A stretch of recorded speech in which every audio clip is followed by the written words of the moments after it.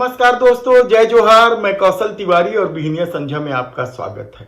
मध्य प्रदेश, राजस्थान और छत्तीसगढ़ में देश के प्रधानमंत्री नरेंद्र मोदी ने जिस तरीके से अपना जादू चलाया, उससे न केवल कांग्रेस बल्कि तमाम विपक्षी दल हैरान हैं।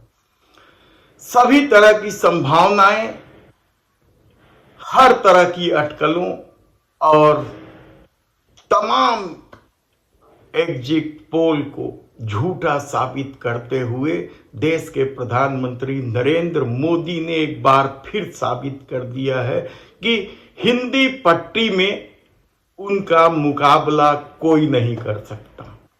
और यदि यह 2024 का सेमीफाइनल है तो यकीन मानिए कि कांग्रेस इस रेस से बाहर हो चुकी है और 2024 में प्रधानमंत्री नरेंद्र मोदी का सत्ता में वापसी लगभग तय है।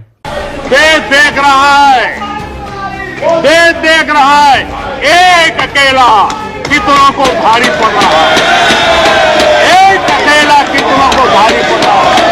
देश के लिए जीता हूं, देश के लिए कुछ करने के लिए निकला हुआ हूं और इसलिए ये राजनीतिक खेल खेलने वाले लोग, उनके अंदर वो हौसला नहीं है, वो ढूंढ रहे हैं, बचने का रास्ता खोज रहे हैं। तो ये है देश के प्रधानमंत्री नरेंद्र मोदी का अपना दमखम। ये देश के प्रधानमंत्री नरेंद्र मोदी की गारंटी है, जिस पर लोगों ने आंख मूंद कर भरोसा किया और न तो भूपेश का भरोसा चला, न ही गहलोत का जादू, और कमलनाथ तो बुरी तरीके से फेल हो गए। सवाल ये नहीं है कि इन तीनों राज्यों से कांग्रेस बाहर हो गई, बल्कि सबसे बड़ा सवाल तो ये है कि जिस इंडिया गठबंधन के आसरे कांग्रेस आगे बढ़ने वाली है 2024 के चुनाव को लेकर, तो क्या यह अब विराम लगने जैसा मामला है? यकीनन, क्योंकि जिस तरीके से कांग्रेस के नेताओं ने हाथ में आई जीत को छोड़ दिया या फिर देश के प्रधानमंत्री नरेंद्र मोदी की छवि को नजरअंदाज किया, वह बेहद हैरान कर देने वाला है। राजस्थान या छत्तीसगढ़ या मध्य प्रदेश, यकीन मानिए कि हिंदुत्व की जो लहर मोदी ने चलाई है, उसके आगे कांग्रेस बेदम और बेबस दिखाई देने लगी है।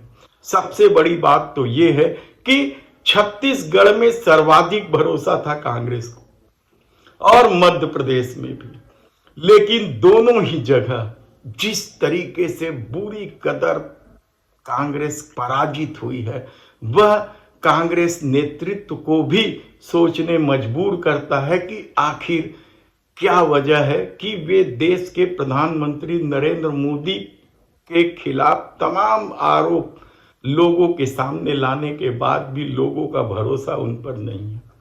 आप कहेंगे तेलंगाना तो जीत गए, लेकिन तेलंगाना में कांग्रेस जरूर जीती है, लेकिन भारतीय जनता पार्टी वहां भी नहीं हारी है।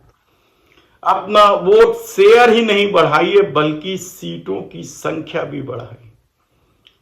लोग भले ही कुछ कहे, लेकिन यकीन मानिए कि आज का दिन देश के प्रधानमंत्री नरेंद्र मोदी का अपना दिन है, उनके अपने जादू का दिन है, उनकी अपनी गारंटी का दिन है।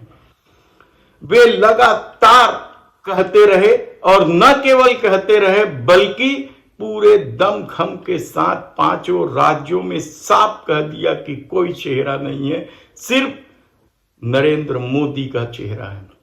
और यह जीत साबित करता है कि लोगों का विश्वास अभी भी देश के प्रधानमंत्री नरेंद्र मोदी के प्रति भरपूर है।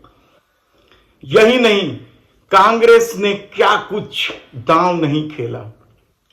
लोगों को सीधे फायदा पहुंचाने के लिए गृह लक्ष्मी योजना से लेकर धान की उपज से लेकर केजी से पीजी तक मुफ्त शिक्षा तक की बात कही, लेकिन लोगों ने लात मार दी इन सब बातों को और मोदी ने जो गारंटी दी उस पर यकीन किया। हम एक एक राज्यवार आपके सामने समीक्षा करेंगे कि आखिर क्या वजह थी कांग्रेस की हार की, लेकिन आज जो सीधा सीधा और साफ स्पष्ट दिखाई दे रहा है कि कांग्रेस नरेंद्र मोदी का मुकाबला करने के लायक भी अभी अपने को नहीं बना पाई और यह जीत साफ संकेत दे रहा है कि समूचे हिंदी पट्टी में देश के प्रधानमंत्री नरेंद्र मोदी का कोई मुकाबला नहीं है। और इसकी सबसे बड़ी वजह क्या कांग्रेस का संतुष्टिकरण है, या इसकी सबसे बड़ी वजह कांग्रेस नेताओं की वो नौटंकी है जो साफ हिंदुत्व की तरफ जाते दिखाई तो देती है, लेकिन दूसरी तरफ तुष्टीकरण की राजनीति को छोड़ने को तैयार नहीं, या फिर कांग्रेस नेतृत्व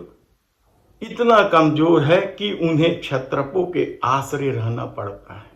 दूसरी तरफ नरेंद्र मोदी ने क्षत्रपों को किनारे कर दिया।